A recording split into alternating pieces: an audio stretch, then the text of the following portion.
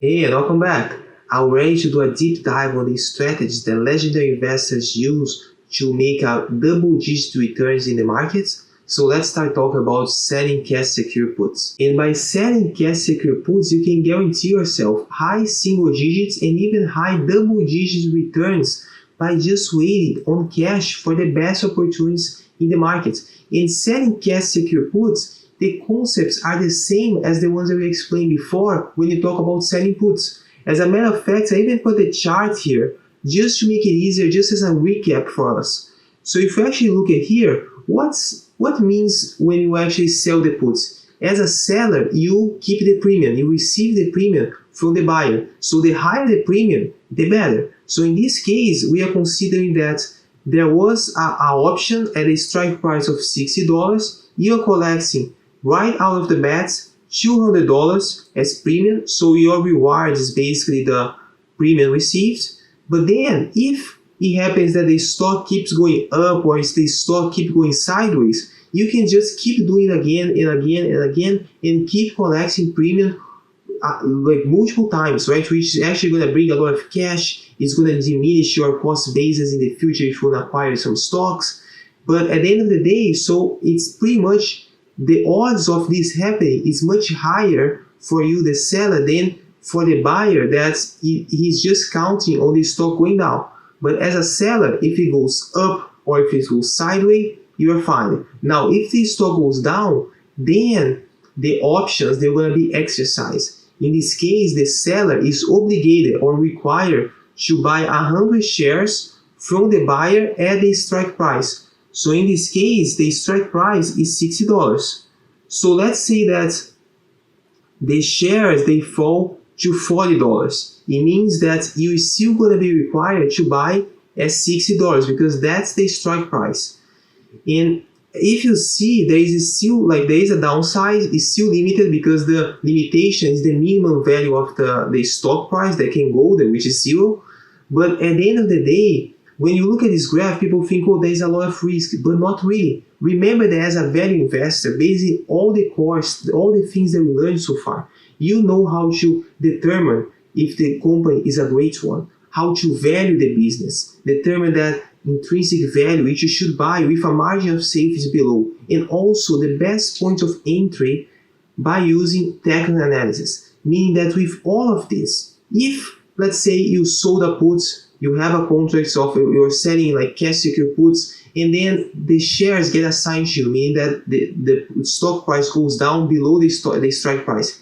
You're fine with it because at the end of the day, whenever you actually sell a cash secure puts, you are intending to buy the stock at that price anyways. So if the stock goes up, if the stock goes sideways, it's fine. You keep collecting premium, keep making money. If the stock goes down, you're also happy because you keep the premium and it still gets you on the company, a great company that you know that although you went down temporarily, you know that it's just for this very limited amount of time because you know the great businesses, they keep getting better and better, making more and more money. So the intrinsic value of a great business keep increasing. So in this case, when the only thing that for you to actually be in a position that is completely risk-free, you have to have cash available in your account to purchase all the shares assigned to you. So let's say that you have 2 contracts, which means that 200 shares. So you should have the cash available to buy 200 shares of this company at the strike price. So in this case, if you talk about a strike price of $60, 200 shares would mean that you need at least $12,000 only in cash to actually buy the shares. As long as you have that, you are happy because you're acquiring a great business. So that's it, what cash secure puts means. Because at the end of the day, it's the same as a selling puts, but it's completely risk-free because you're owning a great business, you're collecting the premium, you are not just buying at the price that you want it, but you're also collecting the premium on top of that. So you always have to have the cash aside if the option gets exercised, which means that it's expiring in the money, right? So in this case, if the strike price is 60, if it expires, let's say at 57, 58, below 60, you can already get assigned the shares. And for a seller, the main thing here is that whenever you're actually opening the contracts to sell the puts, you have to make sure that the implied volatility is higher than 40%. Because remember, the higher the volatility, the higher the option price or the option premium, which in this case, it's your profits. It's how much you're receiving. So it's very important for the implied volatility to be higher than 40%. And whenever you're selling the puts, remember the time decay, the theta. You have to make sure that there is still a lot of time on the expiration dates, because the closer it is to the expiration dates, the lower is the option price, the lower is the premium that you get. So you have to make sure that whenever you open a contract to sell a put, it's between 30 days to 90 days. That's the sweet spot. It could be higher than 90 days, 100%. I just say 90 days because it's good for you to always have, kind of this shorter time frame of your, because whenever you actually open this cash secure puts, your money is pretty much locked. You have to make sure that the money is there in case the cash gets assigned. So I don't want the money to be locked for too long, because maybe within this timeline there will be even better opportunities in the market. So that's why I say that you should just keep it between 30 to 90 days. But if you want to go further than that, if you want to go much further than 90 days, you are fine. You just make sure that you have the cash available in case that the shares get assigned to you.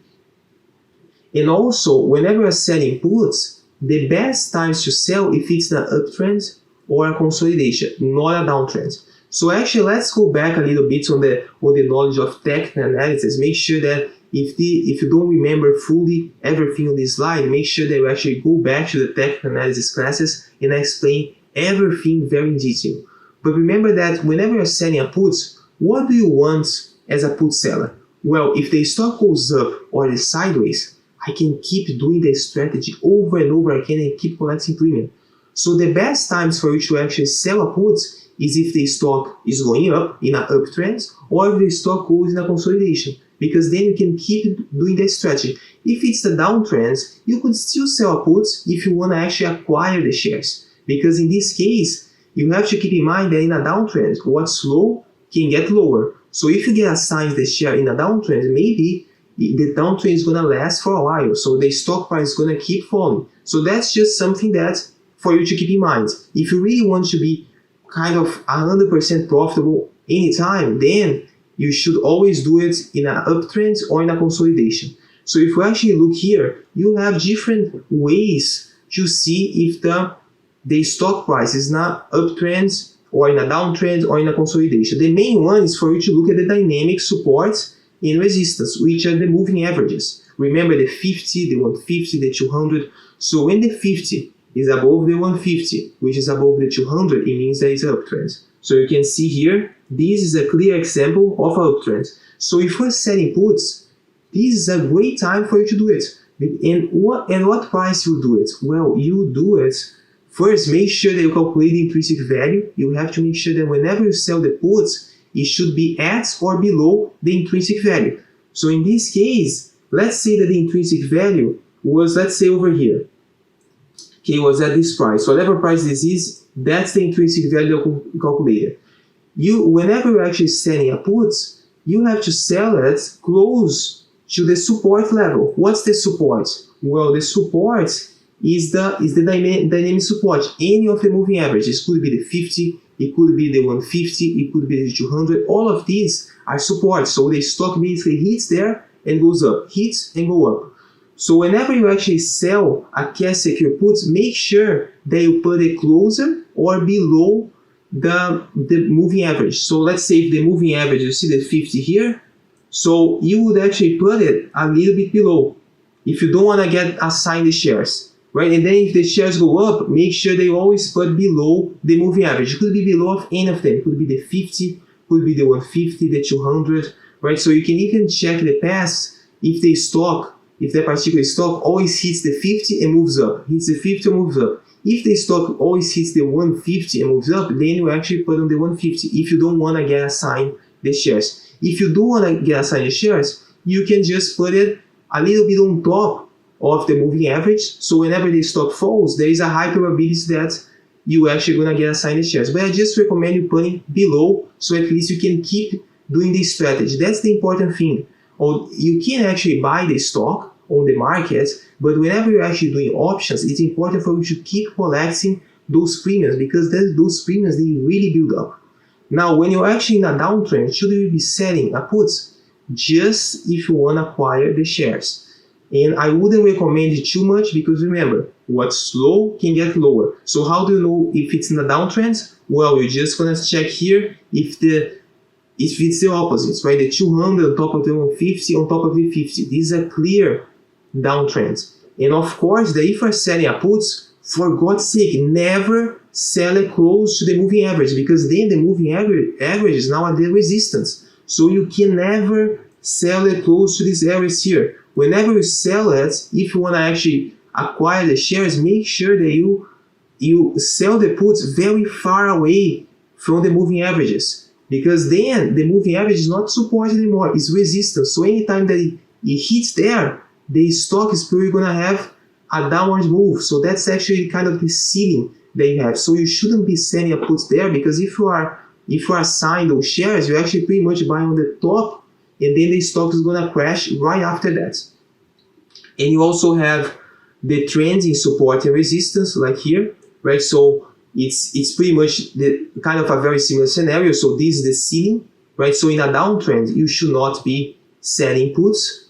But if you want to get assigned the shares, well, at least make sure that you sell close to this area, always below the intrinsic value. Very important. Sell lower than the support level, and then you can actually sell the puts. Remember, they're going to get assigned, and maybe the shares are going to drop from there. Now, the best situation is for you to sell in an uptrend or in a consolidation, and always you're going to sell it below the support line, or at the support, or right here, or below the support line. You're going to actually sell the cash secure puts. And whenever there is a trend reversal, whenever it's changing from a downtrend to uptrend, then there will be a great time for you to sell a cash secure puts, because you know that the stock from here is actually going to go up. And then you can check like the criteria, right? We actually explained very in depth this in the past, so make sure you go to the technical analysis classes if you don't remember. But downtrend to uptrend is a great time for you to sell cash secure puts. Now, uptrend to downtrend, avoid it at all costs, because that's the beginning of a downtrend. So you should never be selling cash secure puts, because you know that the beginning, it means that the stock is going to fall much harder, much more. Now, when you actually look at here, what are the benefits of using this technique? So you can wait to pay the stock price you want based on the intrinsic value calculation, right? You're waiting on cash for the best opportunity, the great company. Whenever it falls, you can purchase at amazing prices. You can earn premium and reduce the cost basis while waiting. You can do this strategy over and over again, as long as you have cash available in accounts to buy all the shares if they are assigned to you, if they drop below the stock price. As long as you have the cash, you can just keep doing, keep collecting those premiums, keep making money. And at the end of the day, if you do it long enough, you're going to have many free shares, depending on how long you're doing, how often, the amount that you actually have invested. You can get many free shares of the business because you collected so much in premium by doing that. And very important, so whenever you're actually looking at cash secure puts, we're actually going to go through real life examples a little bit later in this class. But it's very important for you to look at the implied volatility. Make sure that it's higher than 40%, like we saw before. Make sure that you have cash in your accounts. And also, make sure that the return that you are making is higher than the risk-free rate. What's the risk-free rate return? Remember when we talk about treasury bills, about high-interest savings ETF? Right now in 2023, the interest rate is 5.3%. Would I actually sell cash secure puts if I'm getting 5.3% or less than that? Of course not. There is no point. I'm going to sell if I actually get more money. Because at the end of the day, although there is no risk, why would I go through the trouble of actually having my money parked there without doing anything? Or I could just put on a high cash, high interest savings ETF, which I can just put the money, take out any time, and getting the same amount of money. So in this case, make sure that whenever you're actually a seller of an option, make sure that you compare the rates they are getting, and you're going to understand how you can do it.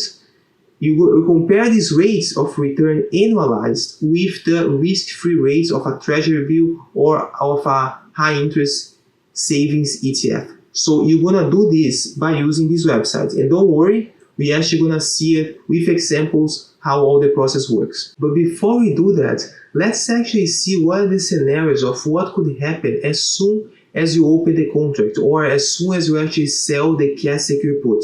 So you have three scenarios. The first one is if the option expires at the money or out of the money, which means that the stock price is higher or equal to the strike price. Remember that whenever you sell a put, if the put actually, the stock price goes up or stays sideways, the put is going to actually expire worthless. So that's exactly scenario one. So in scenario one, the option is going to expire worthless, no shares are going to be assigned to you, you can keep the option premium, and then since nothing happened, you can keep repeating the process over and over again at a new or the same strike price that you chose before, and just keep collecting more and more premium. And this process, it can just happen over and over and over and over again, as long as the implied volatility is higher than 40%, so you're collecting good premium. Also, as long as the return rates that you can get from this option is still better than the risk-free rates. And how you're going to determine that? You're going to use these websites, and you're actually going to see example with on the next slides on actually how you can do that. And you can actually keep doing that as long as these two are true together with this third one, is the fact that you still have to have cash in case scenario 3 happens in the future options, right? In case the scenario 3 is in case the shares are assigned to you. Remember, this strategy is based on a cash secure put. So you're selling a cash secure put. Cash secure means that you have to have cash on your accounts. So this is the criteria. As long as you are meeting all of these three, you can just keep doing the process, keep getting premium more and more, keep collecting cash, and this is gonna help you getting maybe some shares for free, also getting more money in your accounts, and or even reducing the cost basis whenever you actually acquire the stock that you want. Now you also have scenario 2, which at the end of the day is very similar to scenario 1 because the option is still gonna expire worthless. If you think about scenario 2, it basically happens when the stock price went up so much, so quick, that the option price decreased a lot. Because think about it, when you actually open the contract, whenever you actually sell the cash secure puts, you actually collect the premium. Now, what happens when you are seller of a put? If the stock goes up or sideways, the option is going to expire worthless. But if the stock goes up very quick, so it's going to be the stock price goes up deep on the out of the money region, or the OTM region, meaning that the option price or the option premium decrease a lot. And then another situation that would also fit scenario 2 is if now we are actually close to the 1 week, like very close to the expiration dates. I also like to say that we are kind of 1 week to the expiration. This means that the option price now is probably much lower, especially if you are actually out of the money. So on both situations, or if the stock price went up a lot deep on the out of the money region, or if we're actually very close to the expiration date and the stock is also out of the money, for both of these situations, the option price is super low. So in both of these cases, if you actually go to the bullet points, they are going to expire worthless at the expiration date. There is a high probability of that, right? Because it's so out of the money. So in this case, no shares, they're going to be assigned to you. But instead of you actually waiting, right, you could just wait. Since it's out of the money, the probability of staying out of the money is very high. You could just wait, keep your premium, and that's it. So it will be the same as scenario 1. But instead of doing that, you could actually remember that you actually sold the cash secure puts to open the contract, but you could actually buy it back to close the contract. And why would you do that? Because whenever you actually buy it back, you actually have to pay something. You have to pay the premium. But remember that the premium right now, since the stock price went up so much, it's out of the money, or since it's so close to the expiration dates that the time value left is very low, so the option premium is also low. So this premium that you are paying, it's super low. So you already made a lot of money when you actually receive the premium, and now you can close it just by buying back at a much lower premium. And you could do that. You could just wait and just keep the premium, or you could actually close the contract by buying it back just because you actually reduce the risk. Let's say that I know there's a lot out of the money, but in case you actually can buy it back and you are reducing the time frame that you have to wait with cash or accounts, you could just roll it over. You could actually buy back this option at a low premium, and then since the stock price, let's say, went up so much, you could sell another put option at a higher strike price.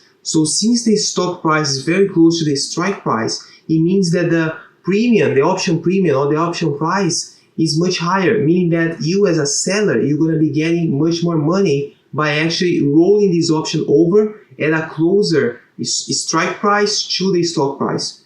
So in this case, if you actually go to the bullet point, you can keep repeating the process sooner at a new strike price and collect more option premium in a shorter time frame. So which means that you're going to collect more premium in a shorter time frame, and then if you actually annualize your returns, your return is going to be much higher because you are having the same amount of returns in a shorter time frame. So you can keep repeating over and over again more and more times over the year. So you can do this indefinitely, same as the scenario 1, as long as all these options, you have the green light of all these criteria here. So the first one is the implied volatility being higher than 40%. The second, the option return rates being higher than the risk-free rates. We're going to discuss more about that in our case studies. Now, if we actually look at the third criteria, you still have to have the cash, right? Remember, there is a cash secure put, so you have to have the cash available in case scenario 3 that we're going to talk now happens. And the scenario 3 is the case that the option goes deep in the money or expires with the stock price in the money. So both of these scenarios basically consider that, remember, when you sell a put, if the stock price falls below the strike price, the buyer has the right to sell you 100 shares at that strike price. So you are obligated to buy those shares as a seller. So in this case, the option is exercised, the shares are assigned to you. You can still keep the option premium that you got at the beginning, but plus, you can keep the option premium, but you're also going to get 100 shares for each contract that you had. So if you had one contract, you're going to have 100 shares. If you have 2 contracts, you're going to get 200 shares. And so on, right? So, and then the cash that you had, remember there is a cash secure put, so you left the cash just in case the shares were assigned to you. So this cash is automatically going to be converted into shares. And although whenever this happens, you're going to see that the cost basis will show the price that you acquired the share for, which is going to be the strike price. But at the end of the day, you know that your cost basis was lower than that. It depends on how long you actually have been making selling those cash secure puts, because each time that you sell, you collect a premium. And at the end of the day, when you collect a premium, you are pretty much reducing your cost basis on the shares that you're acquiring. So let's say if your strike price was 60, and the premium that you're getting is 2 for actually each time that you're selling a cash secure put. So it's 60 minus 2, and then let's say they did it twice. So it's minus 2 minus 2. So instead of being 60, your cost basis is going to be 56. Now on the system, it's still going to be showing as 60 because that's the strike price. But in the back of your mind, you know that it's much lower than that because you have been actually selling cash secure puts. So instead of 60, you will be 56. And then whenever you actually acquire the shares, you're acquiring how many shares? 100 or 200, depends on how many contracts that you actually open your contracts for. But let's say if it was 100 shares, you just open one contract. You would be getting 100 shares. And after you get the shares, what you can do? You can start using the next strategy that we're going to talk in our next class, which is selling cover call. So you can make money while waiting to buy a stock, And also, after you have the stock, you can make money while you're holding the stock. So let's actually jump on some examples with real companies or how you can profit on selling cash cover puts. But before I jump into that, it's very important for us to remember what are the principles here. What are the things that the criteria that we have to meet before we actually put the order to sell the put. So the first thing is, whenever you think about the company, in this case, the first example is with Disney. Is Disney a safe company? Is it a company that is going to be here 10, 20 years from now? Is it a company that has a good balance sheet? All the fundamentals look good? I believe so. It's a company that is a very strong company, has a strong moats, or maybe one of the strongest moats of all companies. Everyone knows about Disney. It's a company that I believe that is going to be here 10, 20, 30 years from now. So at least this first criteria is met. Now the second one is, did we calculate the intrinsic value for this company? Now we didn't calculate the course, but I calculated myself and I saw that it ranges from 85 to 90. So if I'm actually gonna acquire the stock, I would prefer to acquire a little bit below the intrinsic value just as a margin of safety. And of course, that whenever I calculate the intrinsic value, I already have some margin of safety already in my calculation. But if I'm actually doing this, I want to even put a higher margin of safety whenever I'm actually selling puts. So instead of buying for 85 or 90 the company, I want to buy for 80. And the other thing, if we're actually selling puts, we have to make sure that the implied volatility is higher than 40%, higher or equal to 40%. And we also have to make sure that whenever we actually sell puts, the rate of return that we get, the annualized rate of return, is higher than the risk-free rate. Otherwise, why would I do it? So what do I mean by that? So whenever I sell the puts, you have to analyze the gains of whatever the expiration date is, and we annualize for the entire year. We're actually going to see how everything works out. But we have to compare these rates that we get with the one that we have, let's say, on risk-free assets. So would be the ones that we actually saw before. Remember when we talk about treasury bills, when we talk about high interest savings ETFs. These two assets here, they are completely risk-free, right? What are the chances of the US government defaulting, or let's say we saw many high interest savings ETFs from Canada? What are the chances of all the Canadian banks to fail, right? The risks are very low if there is even a risk. So if I'm actually getting, and at the moment I'm recording this video in 2023, the risk-free rate is around 5.3%. So if let's say I'm gonna sell puts and I'm getting less than this, why would I even do it? I just wanna do it if it's actually much above this rate. So whenever I talk about, let's say, 7.5, 8, and double digits, 11, 15, 20, then I would consider actually selling these cash secure puts. And another thing is we have to make sure that we have cash aside in case we are obligated to buy these shares. Because remember, whenever we sell puts, let's say that we have the strike price, in this case Disney, we're going to see that our strike price is going to be 80. One contract, it represents 100 shares, meaning that if the stock falls much below this 80, which is the strike price, we're going to have to buy the stock. So we're obligated to buy the stock at 80 in 100 shares of this at the strike price. So it means that 80 times 100 would be 8,000. So we have to have 8,000 aside to actually buy the stock. So let's actually go for this example here with Disney. So on this example here, I actually listed the important questions that is basically gonna go for these topics that we just covered. So the first thing, let's actually go for the scenario. Let's say that I wanna buy 100 shares of Disney, right? So the stock ticker for Disney is DIS for my portfolio. And then the current price is 81.05. How do I know this? Well, it's just a matter of actually going on TradingView, and you actually see here, you're going to put the ticker, you're going to see that it's 81.05. That's the stock price right now.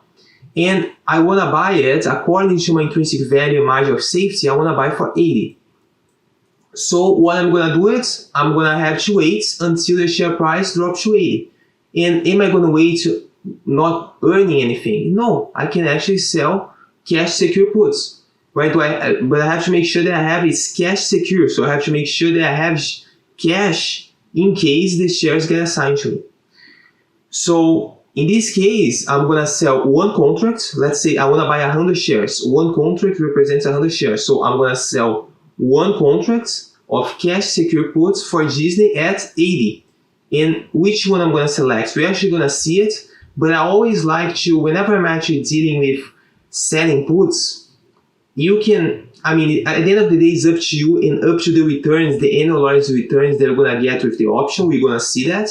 But I always going from 30 days to 90 days. I don't like to go much past that because then the time frame is too long. A lot of things can happen, you know, in these 90 days. So I like to actually keep it between 30 and 90 days. Sometimes I even go to the quarterly, a little bit beyond, but it's always 30 to 90 days. This one is kind of the sweet spot whenever you're dealing with selling puts. So in this case, we're going to actually get a 47 days expiration. I'm going to show you why 47 days. So let's actually start answering the questions. So for us to answer the question, we're actually going to have to go in my case, Interactive Broker. Otherwise, we're going to have to go to a broker to answer each of these questions. But the first one is, what's the implied volatility? So let's actually go to the broker here. I have here, this is my account. And I have the stock on the watch list. You don't need to have on the watch list, by the way, but I always like to add it here. Especially the companies that I find it's great. So you see that I have many companies, and we're gonna actually discuss very in detail how to actually keep track of all these companies, how to build a watch list. We have a class dedicated for that. But for now, let's actually focus on how we can put orders for options, sell puts, sell cover calls a little bit later in this class. So let's actually get back to the class. Don't worry much about watch lists and how to build one, because I'm going to explain everything in a particular class. So whenever we actually build the watch list, it's very simple for us to build a watch list. You can just type the company that I want here. So let's say if I want another company, I can just type it here and then just select stock, and then it's already gonna put the stock right here, right? So and then you can also delete it, right? If you want to delete a row, or if you want to insert a row in between, you can easily insert it, you see? So you can build yourself the watch list, and we actually discuss in detail. And whenever you build the watch list, it's super important for you to have these rows, right? So you see the 13 implied volatility percentile, which is basically the 13 weeks. It means that it's basically 3 months that we have there of data. You also have the 52 weeks implied volatility percentile, which is for the year. Now, you don't have to worry much about the math, because basically the software does all the math for you. So the only important thing about the implied volatility is that you have to make sure there is at least 40%. 40% of the 13. Sometimes it's good to have on both 13 and 52, but the 13 is the one that is 3 months, it's enough. So at least you have 3 months of implied volatility, and this is higher than 40%, you are good. So if you look at Disney here, you have 47%. Now for the year, it's 23, but for this one, the 13 weeks, which is basically 3 months, you have 47%. It's higher than 40, so you're fine. Now, for you to actually build and have all this data here is very simple. Whenever you open your broker, you're already gonna have a tab here, watch list, and then you can just go to settings. And then I explained this in a class. There is a class just for watch lists, like I mentioned before. But you're just gonna actually, whenever you go to options, you're gonna see that all these tabs, they're gonna be on this side. So it's just a matter of clicking here and adding to this side, or you can drag it back, right? So you just have to add these columns. You can also change which column comes first on what's the order of the columns on the table. So you can just, change it here, and you just apply, and okay. And that's how you create this, right? So you just have to add the companies later on. Again, you're gonna have a class just for that. But basically you saw here, so what's the implied volatility of Disney? Well, it's 47%. So actually, let's go to our slides. We're gonna add here. So the implied volatility is 47%. Now, how much premium would you collect by actually selling these cash secure puts here. So let's check how we can do this. So, or I can click on the company here, right? So I have the company here on my watch list. I can click here, or I can actually just type it here on top and search for the company. So you see that I just put the ticker, you click on Disney, and then it's gonna come on the same screen here on the left. It's gonna come to Disney here. Now this screen is if you wanna actually buy the stock. Now if you wanna actually check all the options, you have to go to the option chain. So you can just click here. If it's not showing up here for you, you can just go to this arrow and select option chain. So from here, it's gonna open a tab. I have 3 screens here, so you just open the other tab. But it's gonna open a tab like this. Now, we know that whenever you're a seller, you have to make sure that it's more than 40%, and it's more than 40% there on the 13 implied volatility percentile. But we also have to make sure that it's more than at least 30%. So there is 40 here. It's at least 30% higher for the implied volatility on here. Now this one, you see that it shows 22.7, but this is not the timeline that we're looking for. Remember, when we're selling puts, I want to be between 30 days to all the way to 90 days. That's the sweet spots in the spot that we're actually going to be doing selling puts most often. So here I have 5 days. Here I have 12 days when I click here on top. I have 19 days. It's still not reaching, so I have to go more. And then you're gonna see that there is some yellow. The ones that are in yellow, these are weekly options. Usually, the ones that have more liquidity, more open interest for the option, are the ones that are the monthly ones. So usually those ones that has regular, these are the monthly ones. So these are the ones that you're gonna be using the most. So you just monthly and quarterly. Okay, so this the regular is both monthly and quarterly one. So these are the ones with higher liquidity. These are the ones that we actually should be choosing. So you're gonna go here, and then which one do I want? Well, I want from 30 days to 90 days. So let's see which one I'm gonna pick. I'm not gonna pick this one with 19 days. No, I'm gonna pick the next one, which is still a monthly one, but it has good liquidity. So the next one that I have here is November 17th. So I'm gonna go to November 17th, which is the 3rd Friday of the month of November. And you see here that this one is 47 days. It's fine, it's between the 30 and 90, so we are all good. Now I could also go for 75 days. And at the end of the day, it's totally up to you, right? One thing that is good for you to keep in mind is also the earnings release, right? So you see that the earnings here is September 2023, right? So that's why usually close to earnings, the implied volatility, they increases. So these are good times for you to, if you want to actually start acquiring shares for the company actually and get good premiums, you could go close to earnings, or in any market volatility, any company news that generates some volatility, you could start selling puts, like we talked before. But basically here we're gonna do it 47 days. And the decision is up to you if you want to go to 47, 75, and you have many options. You see, I could go to January here, 110, but I think it's a little bit stretch. 110 is just too much. I prefer, of course, they'll get bigger premiums. It's not a bigger return, no, it's just bigger premium because there is a longer time frame. So let's actually compare. So if you see here, you see that this, whenever here it's puts on the right side, you see, because you have calls on the left side and you have puts. Whenever you talk about puts, on these columns here, bid and ask, this is basically, when you think about bid, this is the minimum premium that you can get for that option at that particular time. So if you put 3.95 on your option to actually receive the premium at 3.95 as the option premium, this one is probably gonna close very quick because this is almost like a market order. It's still a limit order, but it's kind of the minimum. It's at the price that the market is right now. And this one is the ask. So what is the ask? The ask is basically, it's like the spread, right? You have the bids and you have the ask. If you put the price as being the ask, maybe it's gonna take a while to fill up the order. Maybe it's not even gonna fill up the order, right?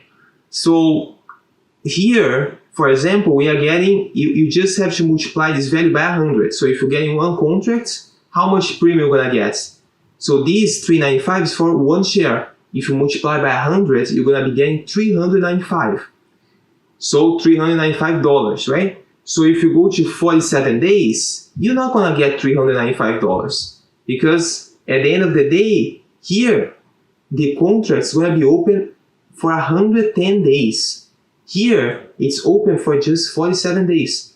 So the time frame is much longer, right? So again, whenever you have the 47 days, you can roll it over. You can get it again after 47 days and again. So the 110 days is basically getting the whole time frame, but you can get 47 days and then you can get 47 again and 47 again, and at least you can actually compensate. Let's say if the stock price drops or the stock price goes up, you can actually create new orders. So I prefer to keep it between 30 and 90, so at least you have more flexibility and also you lower your risk. Let's say if the stocks start crashing too hard, at least you on 47 days for you to buy back, it's also cheaper.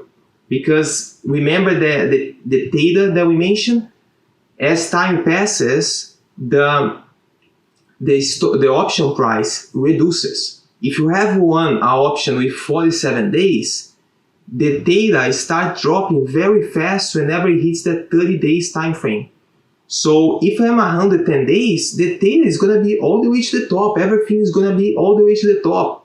So it's going to take a while until the option gets cheap enough for me to buy back if I need to.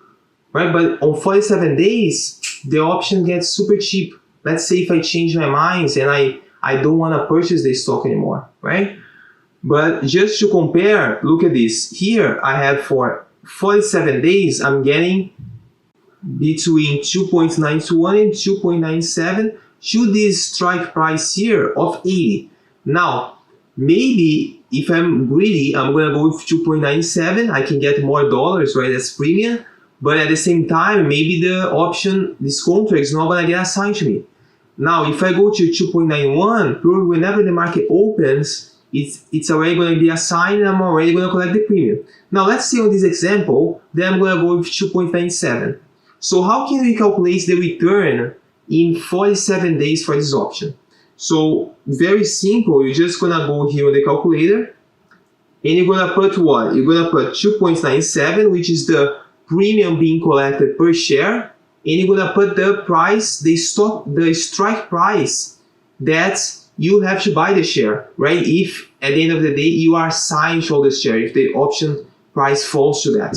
So just to make things simple, you're just going to divide whatever you decide, whatever premium per share you decide. So in this case, I'm going with 2.97. But if you go with 2.91, you put 2.91. In this case, 2.97 divided by 80, which is the strike price.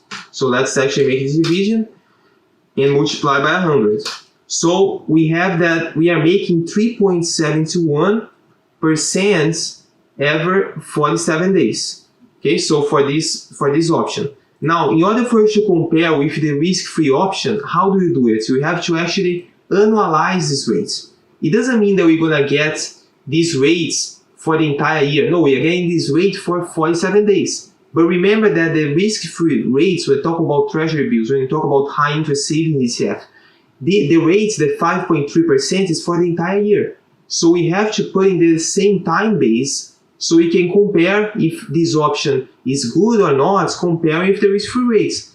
If what I'm getting on this option is less or equal to the risk-free rates, I'm not going to go for the option. As a matter of fact, I'm just going to go for the option if it's considerably more. We are talking about 3-4% more, then I said, okay, now it makes sense, right? Otherwise, I'm just going to go with risk-free rates. Why would I actually do all of this if I can get the same percentage on treasury bills or high interest ETF? So let's actually see how we can compare.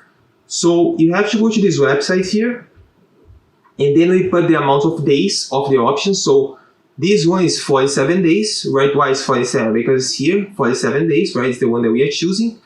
And what's the return? The return is what we got on the calculator here, 3.71%.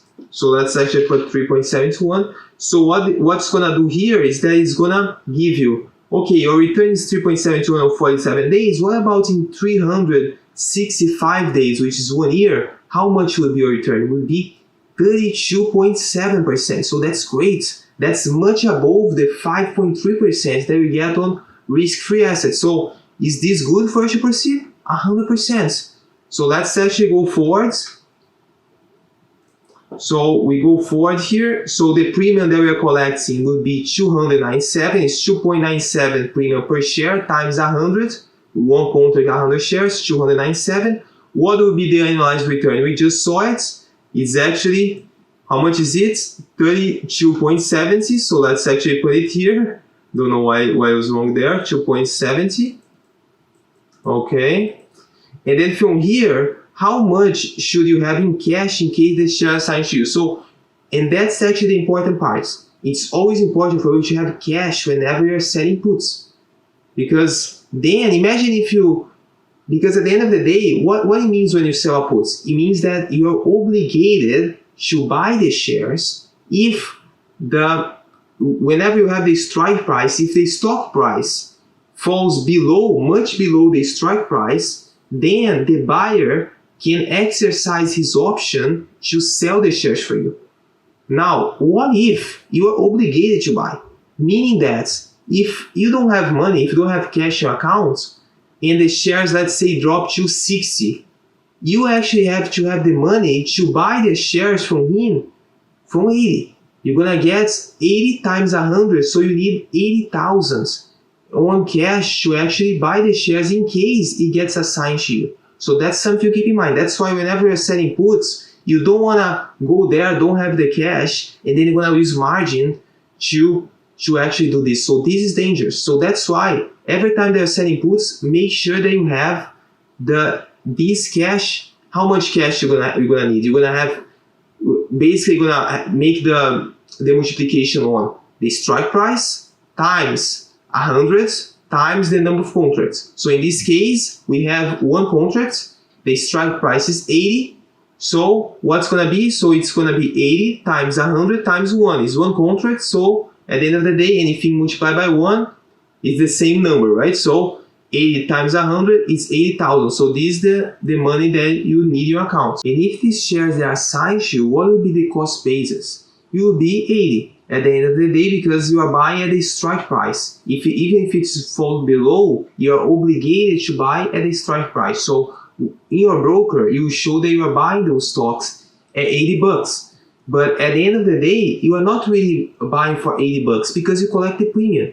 Although it shows on the broker that you bought for 80, at the end of the day, you actually bought for a lower price. Because of the premium, you're able to reduce your cost basis. So instead of buying for 80, if you did this option just once, you collected once this 297, and if you get assigned, so it's going to be 80 minus this 2.97, which is the premium per share. So at the end of the day, 80 minus 2.97, you're going to get to the new cost basis of 77.03. Now, if you did this thing multiple times, if you sold this cash secure many times, and then the share got assigned to you, you can see how much money you can make, how much you can actually decrease your cost basis, or even get shares for free because of this technique. So that's why so many legendary investors, they actually do this because they can actually make a lot of money on the sidelines and buying the stock at the price that they want. So just so you pretty much visualize the whole thing, let's see here. Here we have the Disney, right? So why I actually said that I want to buy at 80. So one thing is that whenever I calculate the intrinsic value, I want a margin of safety. Another thing is that we have to look at the technicals. So if we go to TradingView, you're gonna see that 80 is a very strong support for, like, historical support for Disney. So if you look here, you see that here it's 80.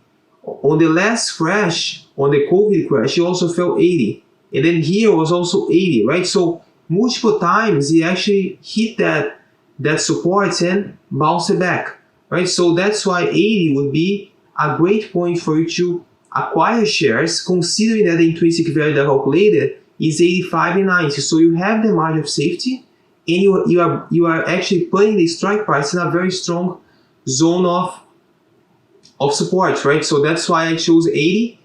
So the current stock price here is 81.05. It's 80, right? The option strike price.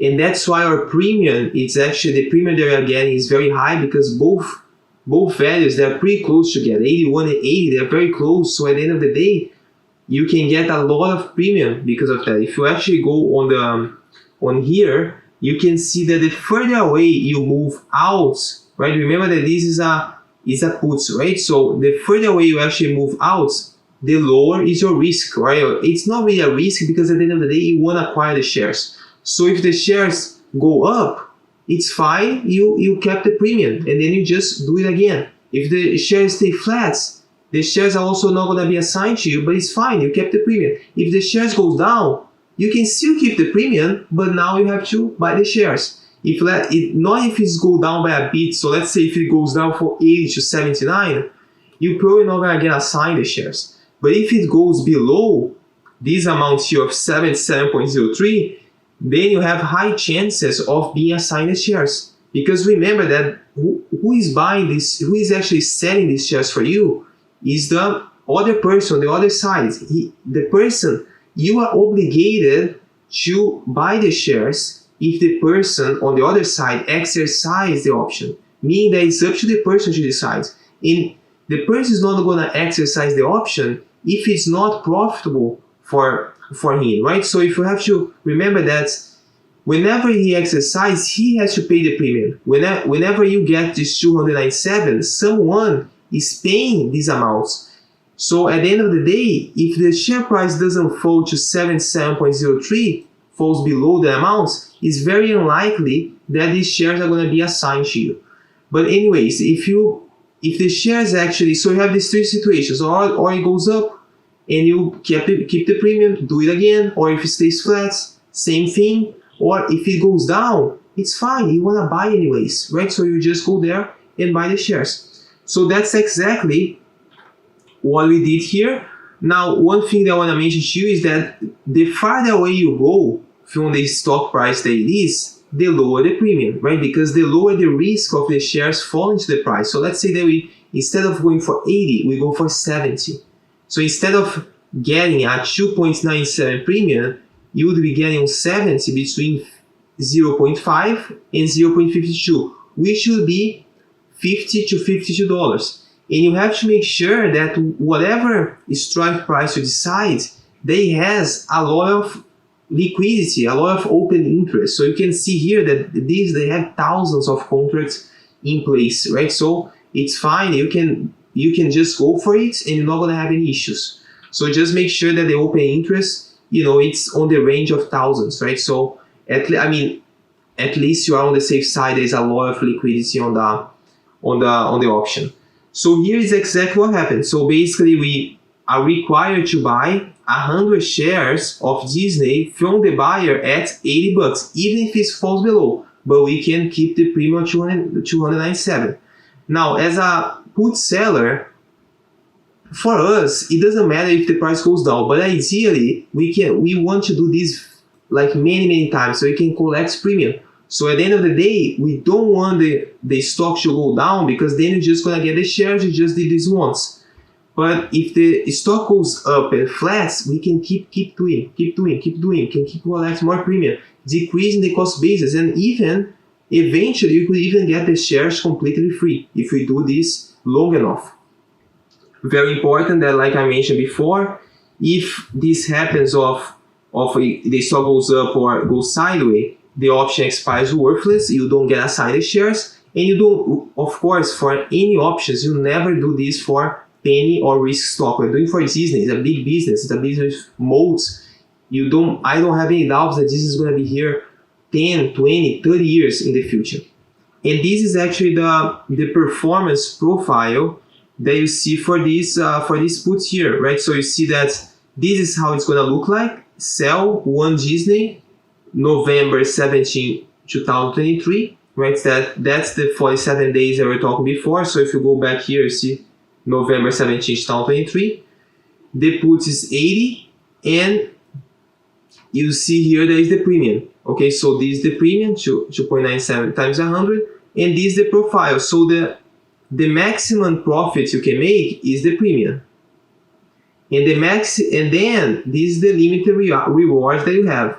And this is the risk. But at the end of the day, is there a risk? You already want to buy it at 80. So you're just getting the premium. You want to buy a great business. You want to hold it for the long term. So it's not really a risk in this case because you would be buying the stock anyways. Now, how can you actually sell this cash secure put for Disney Interactive Broker? So it's very simple. You just have to go back.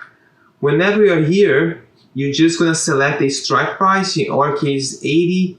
We want to actually to sell a put at 2.97, but we can just click at 2.91 because then for bids, it's going to be considered as we are selling the puts. If you click at ask, it's going to be considered as you are buying the put. So let's actually just click it here, 2.91.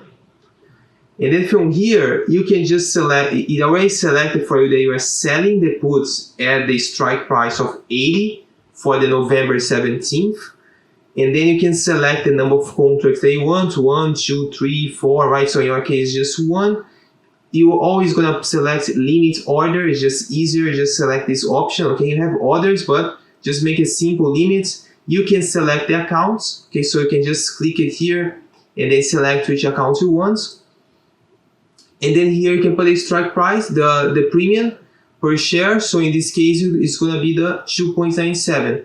And then you can set GTC, right? So whenever you actually go through, so if I put my accounts, I can just, whenever you actually go through, you're going to see that you actually, instead of getting 297, you're going to have to pay some commission. In this case, you are paying around $1.55 in commission, and then you're going to get the rest, which is $295.92 for this option right here. Of course, that if you want more contracts, if let's say that you want two contracts, you're not going to get 297. It's going to be 2.97 times 100 times 2 because you have two contracts. So in this case, you get 592.54 and you'll be paying 2.39 in commission. Now let's go for a second example here with Amazon, and we have to go through these couple questions again, and it's pretty much just answering the same ones we answer for Disney. Is it a safe business? We are talking about Amazon. It has a huge moat.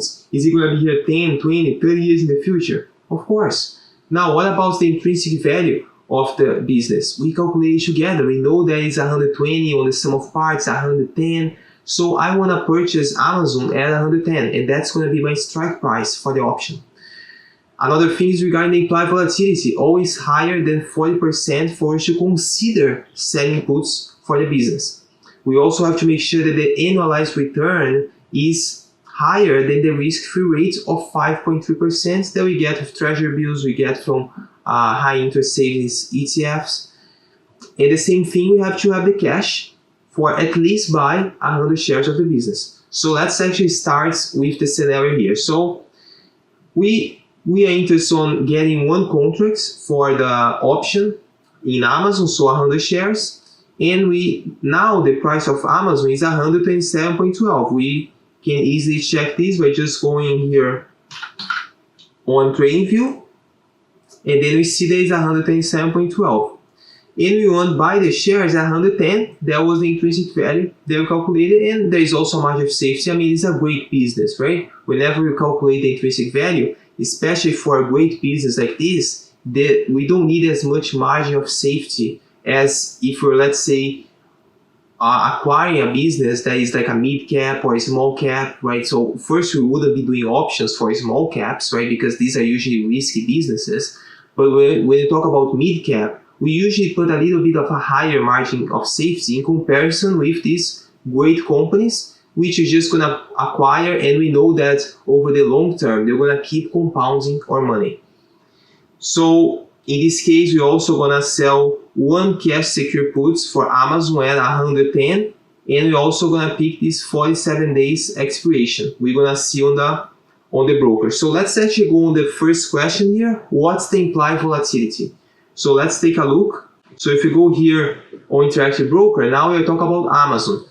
So let's actually do before with Disney, we actually search it here, which you can search it, just click it here and it's going to bring to the screen. But let's actually go over the other scenario, which is basically if we go on the watch list. Let's say that the stock was on watch list, you can just click it here. Make sure that you have option chain on top.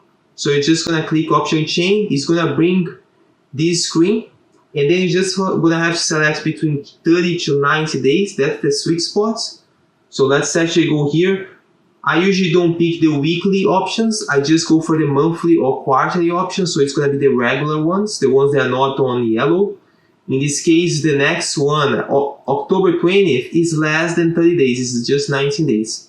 No, so the premium is not as great. So actually, let me throw this thing for at least 30 days. So let's go for November 17th, which is the next one, 47 days of contracts. So in this case, it's a little bit farther away from the strike price. So in this case, the shares is 127. If we actually want to acquire the shares for 125, it's very close, right? 127 to 125, we would be getting 550 to 565 premium for one contract for this one, right? Now, we are actually, when we calculate it, we want some margin of safety. We know that the intrinsic value is 110, 120. So let's say that we want to go with 110, right? So we want to acquire Amazon at the best possible price.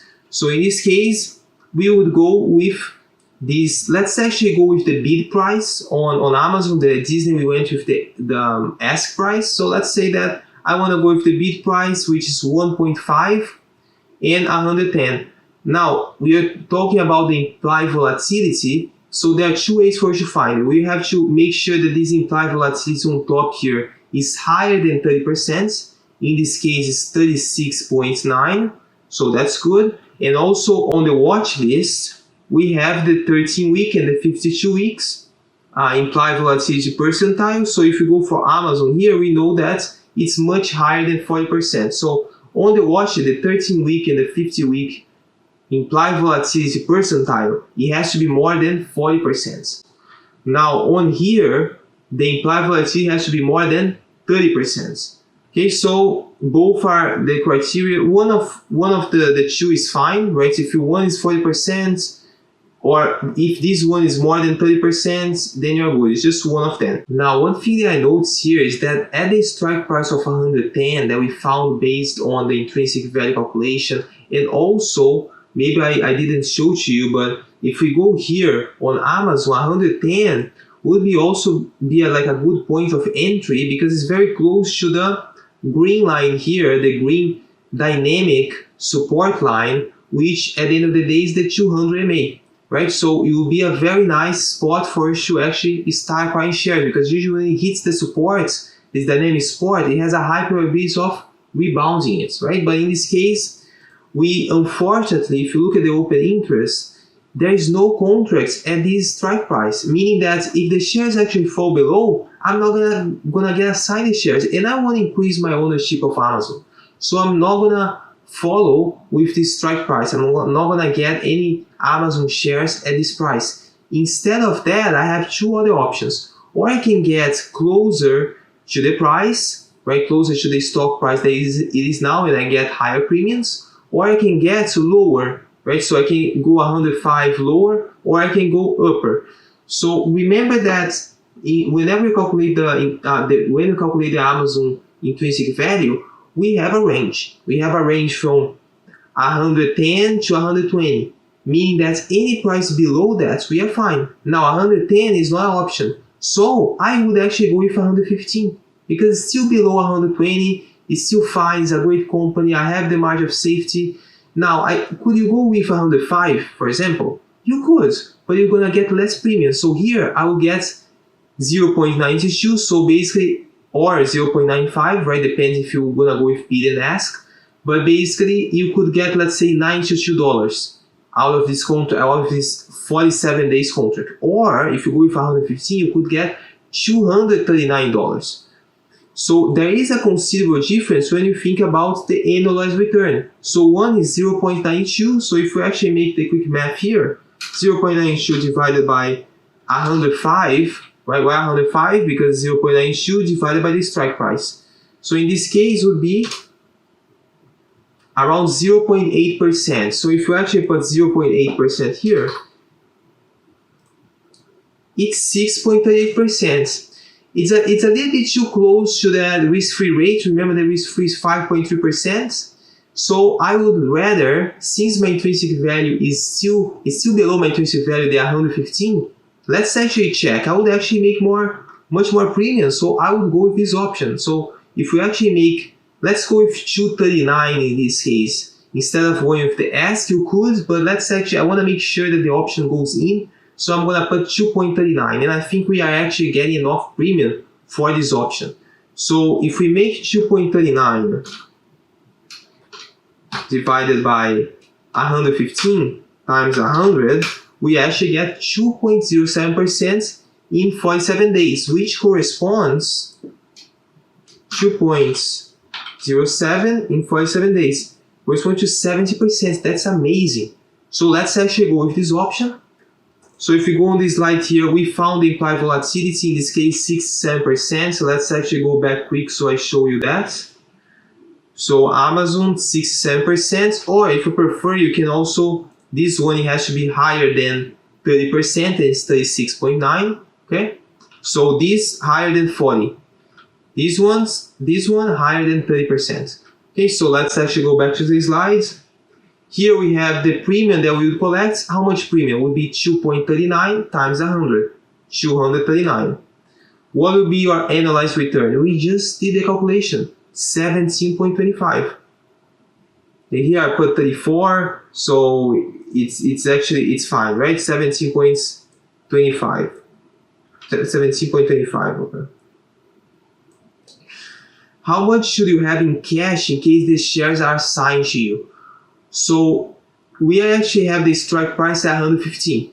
If in case, let's say, the stock price before the expiration date or even at expiration date, if the stock price is much below 115, we are talking about actually much below, not just 115, but below the 115 minus 2.39, which, if you make the math quick,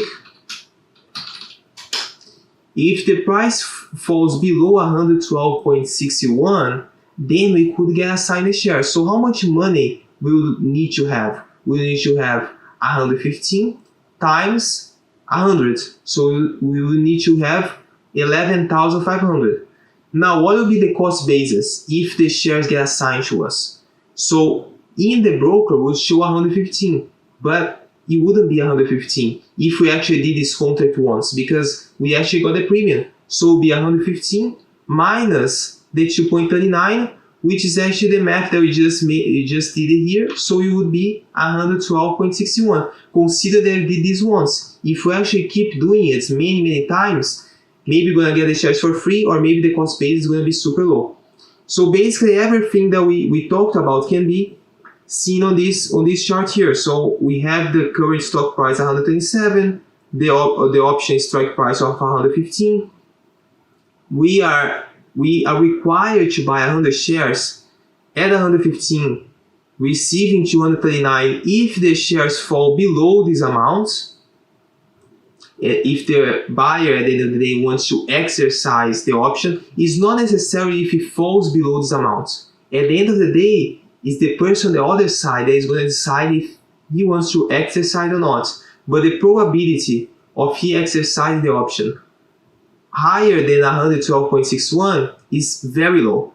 So if it goes below that, then he actually is going to be profitable. It's going to be profitable for him to actually sell the shares for you. So that's why I'm saying you that the likelihood of the shares being assigned to you higher than this price of 102.61, it's just very low. But if it drops below that, then there are high chances. So at the end of the day, you want the price to go up or stay flat. If you don't want to get assigned the shares, let's say that you want to keep doing this strategy to keep collecting premium. So that's what you want to happen. But if it goes down, there is no risk. You want to acquire this company anyways. There you go. If it goes down, no risk. Acquire the company. If it goes up or it stays flat, keep collecting premium. So of course, they're never going to do this with penny or risky stocks. And this is basically the performance profile. if you see here, you basically this how the option is going to look like. Sell one Amazon contract November 17, 2023, which is 47 days from expiration, at the strike price of 115. It's a put option. You're selling the put, and at this collecting the premium per share of 2.39, which at the end of the day, in one contract of 100 shares, you get 239. So here the premium received is gonna be 239, and here it's the strike price and the break-even point. So the strike price is 115, right? And then the break-even is basically the math of 115 minus 2.39, which makes it 112.61. And some people, maybe they're complaining, oh, I don't have 10,000 or 8,000, I don't even have 5,000 to actually dedicate to this strategy. Now, you don't even need to have this much. It just depends on the stock price. Remember that the contract is made of the price of the stock times the 100, right, for 100 shares, times the number of contracts. So let's say the minimum is 1. So if this example here with Bank of America, which the ticker is BAC, BAC, the current stock price is 27.38, and you want to get it for 27, meaning that 27 times 100 for one contract is going to be 2,700. So it's a much lower amount than the other stocks. So it just depends at what price the stock is and if it's a good company. So we know that for Bank of America, it's a great business. It has been there for many years. But is it still going to be there in the future? For sure. Can we actually get for implied volatility to higher than 40%? Then we have to start asking those questions, right? Of, do you have cash for that? Now at this time, it's just going to be 2,700. So we want to actually go through each of these questions together with the return, if we can get higher returns than the risk-free rates for treasury bills and also high savings interest ETF. But I just want to actually show you all the options here and just mention that you don't need to have tens of thousands to go for this strategy. It just depends on the company you're buying. And why am I saying that for Bank of America, I'm going with 27? So remember that for banks, the main metric that we're going to look at is price to book. So you have to acquire a bank whenever the price to book is lower than 1.2. So if you actually go to FinVix,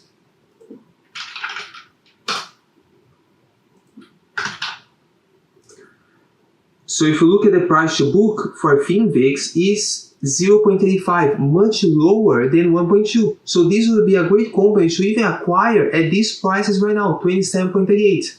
But let's say that you are even greedier, you wanna get it for 27. So meaning that now you're gonna sell cash secure puts at 27 from back. But just to make it different a little bit from the previous scenarios, let's say that instead of selling one contract, 100 shares, right?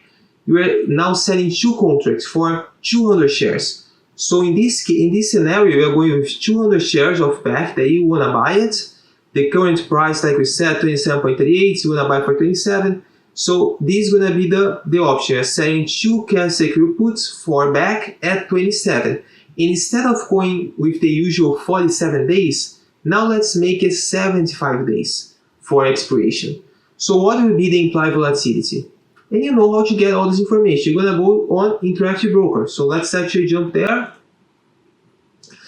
So if you go here, I even have BAC here as one of the stocks on my watch list. We're going to talk about watch list in another class. We see that the BAC, 94% implied volatility is super high. We're going to be collecting a very high premium for the price, because it's basically the premium also depends on the stock price, right? Of course, if the stock price is 400, 500, if it has the same implied volatility, we're going to get much higher amounts of premium. But for this case, we're going to collect still a good premium considering the stock price, which is reasonably low, right? It's 27.6. So it's not a company traded at hundreds that will need for each contract. Let's say if we assign the shares, we need at least 8 or 10,000. In this case, if for one contract, we will need 2,700, but we are going with two contracts. So it's going to be double the amount. So you're going to see this in this case. But let's actually go back on the implied volatility. So we have here the implied volatility of 94%. Okay, so 94%, and after we click on it, and again, there are two ways you can do it. You can click, or you can actually search on the top here. So sometimes and then press enter, and then you click on here, and you're gonna get to the same screen. And then from here, make sure that you are in option chain. So from here, I'm on back, and instead of going on the usual, you see here the options that you have. Instead of going on the usual, here it's not going to work. It's 19 days. It has to be between 30 and 90. So here it's 47 days. Could you go with this option? Yes, you could. No problem. But I want to go with December 15 just to make a little bit difference. I want to go with 75 days. So 75 days, I want to get the stock at 27 strike price. So here you have the bids and the ask, same thing. There is a lot of open interest, as you can see, more than 15,000 contracts open. So whenever there is a high liquidity, the difference between the bid and the ask there, it's very low. It's different if the open interest, there is no open interest, let's say, then the difference is high. So let's say these cases here, you see that the difference between the bid and the ask, they're higher than this difference here. Okay, now what's the implied volatility? There it's already 94%. Here it shows 26, but as long as one of them is higher than the other one, higher than 40%, and this one higher than 30%, as long as one of the criteria is met, you're all good. So from here, we actually gonna go back, and you're gonna put the implied volatility, how much premium you would collect. So in this case, it would be 1.14. So we are going with the bid price. In this case, you technically go with the ask, but it's not much difference at the end of the time, since there is a high open interest. The difference between the bid and the ask is not much, just 1 cent, right? So it's pretty low. 1.14 times 100, one contract, but you're going with two contracts, so it's gonna be two contracts of 100. So at the end of the day, your premium is gonna be 228. What will be the annualized return? Very simple math. The math for this one wouldn't change. You just get the 1.14. Let's actually open the calculator. 1.14 divided by, so this is the premium per share, divided by 27. So this is 4.2% in 75 days. Let's actually make the math. Let's make the math on the website that I showed you before. So if you go here, 75 days, 4.2%, the annualized return is 22.17, much higher than the risk-free rate of 5.2%. So great for us, right? So let's actually go back to the slides. So here 22.17. Now how much you should have in cash for this case if the shares get assigned to you? So in this case, you're gonna get 27 times 100 times the number of contracts, which is 2. So if it was one contract, you just need 2,700. But it's two contracts, so you're gonna need 5,400. And what will be the cost basis if these shares they get assigned to you? So in your broker, it's going to show as 27, but you are actually collecting premium on that. So instead of being 27, it's going to be 27 minus 1.14. Now maybe you're asking, wouldn't be minus 2.28 because you are collecting double the premium? But that's not true, because whenever you actually get assigned the shares, you're going to get assigned 200 shares, not 100. So it's 200 shares at 27, and you're going to be collecting 228. So if we actually make the math, it's going to end up being the same amount, 27 minus this 1.14. So if we actually go here, let me show you how it works. So basically, same thing as Disney, right? You can just select the option you want. It's make sure that it's sell here, selling the puts for December 15. You can select GTC, gonna put 1.14.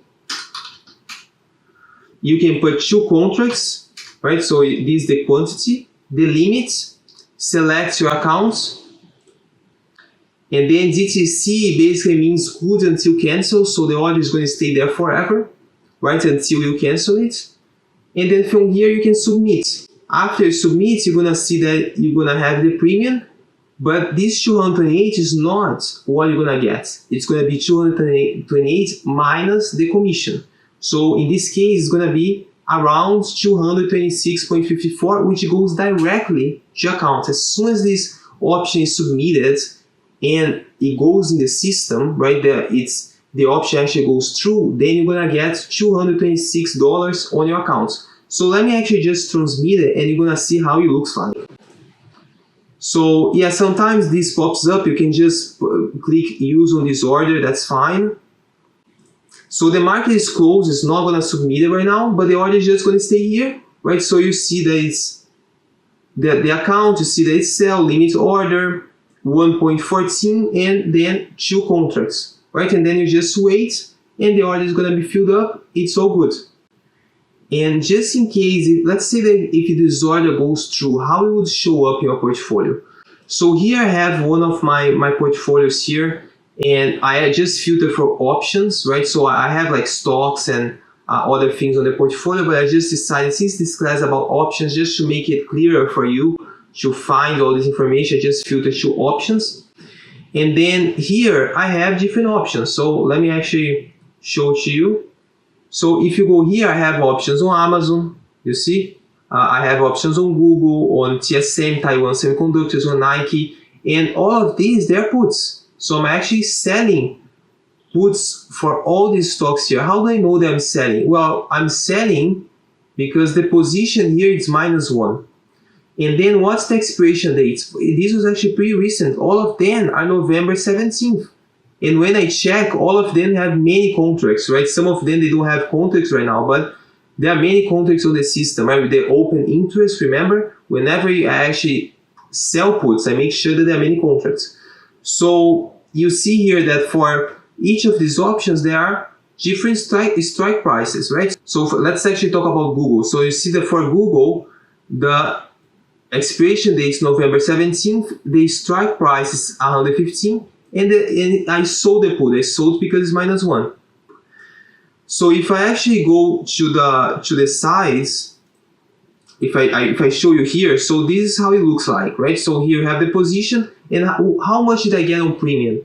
So this was what the amounts that I got on premium. So for example, for Google, I got $133 because I sold 1 contract.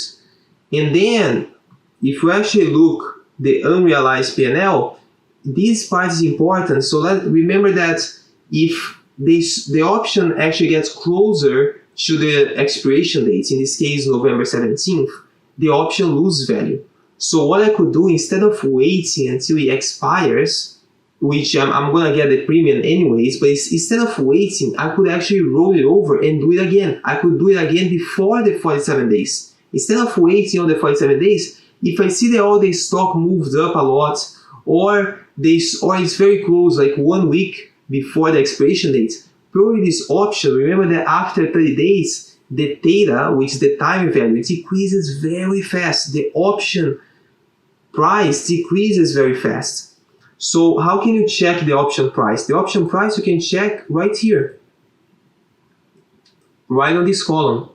So for Google, it's 1.18, meaning that if I want to buy back, let's say I don't want this stock anymore. So I sold it, I sold to open, right? I sold the puts, and then I said, okay, I'm fine with buying 115. But let's say that I changed my mind, or let's say that it's close to the 1 week.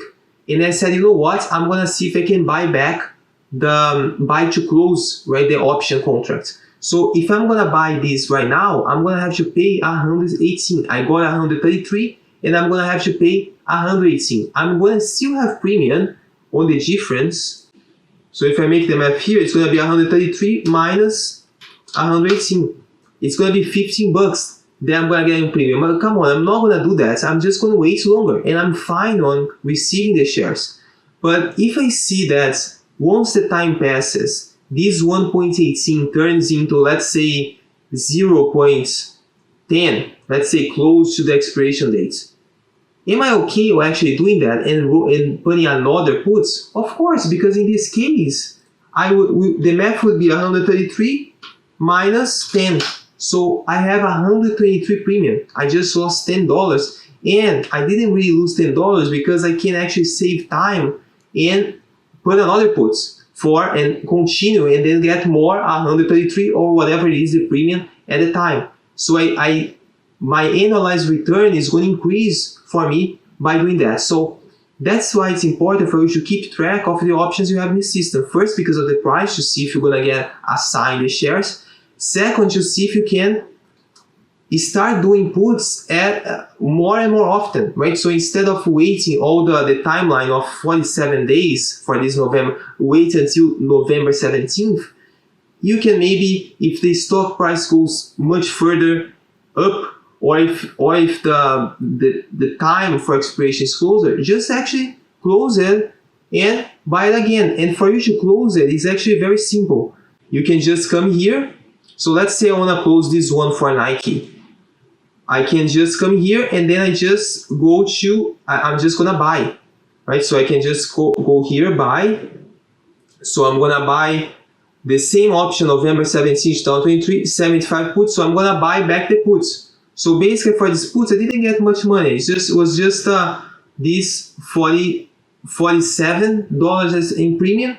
So what I'm going to do is that I'm going to buy back, because now when I look at the last price, it's just $6, right? 0.06 cents. So if I multiply by 100, it's $6. So I got 47 in premium, and I'm selling for, for me to actually get rid of this option, I just have to pay $6. And remember that this was a very recent one. And why actually, because this was not timing the problem. Why the option got so cheap? Because the stock just went up like crazy here. You see that I was selling this put right here, and then the stock just went up super fast. So if the stock goes up, the likelihoods of this option being exercised gets much lower. So the risk of the option, which at the end of the day there is no risk, I won't acquire the stock anyways, but at the end of the day, because of this, the option gets much cheaper. So now instead of being $47, it's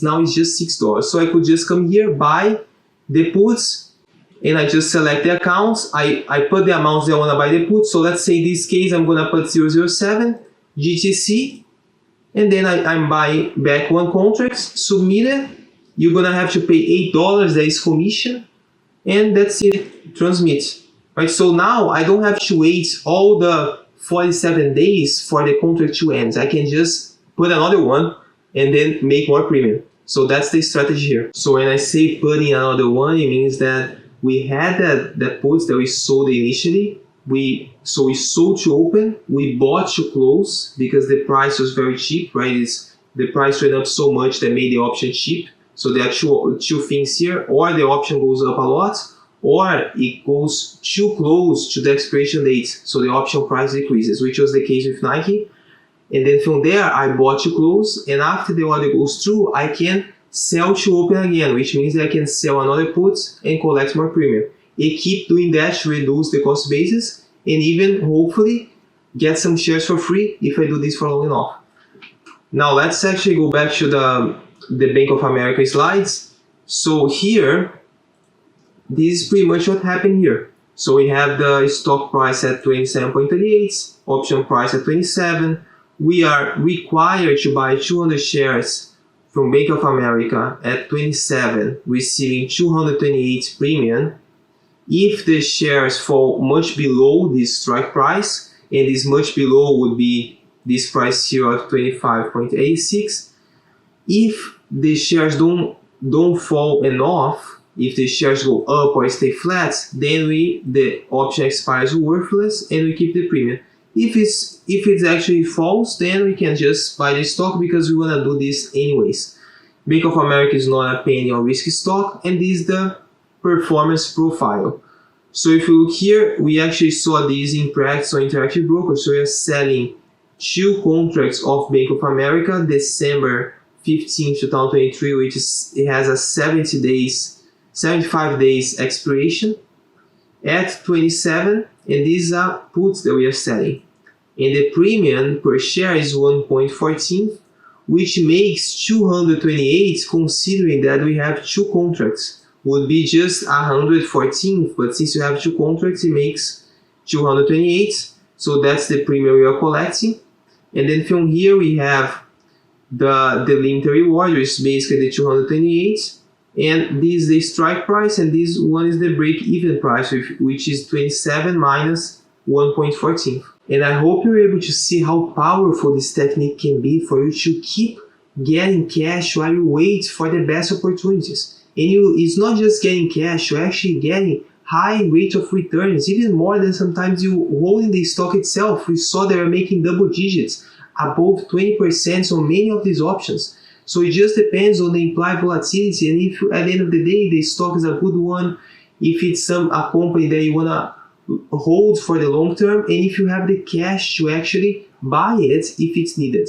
So if you're ready, let's go to the next class, which we're going to talk more in detail about the other option that you can also make money while waiting, but in this case you actually hold the stock. So this one is selling cover calls. So let's actually jump into it. See you in next class.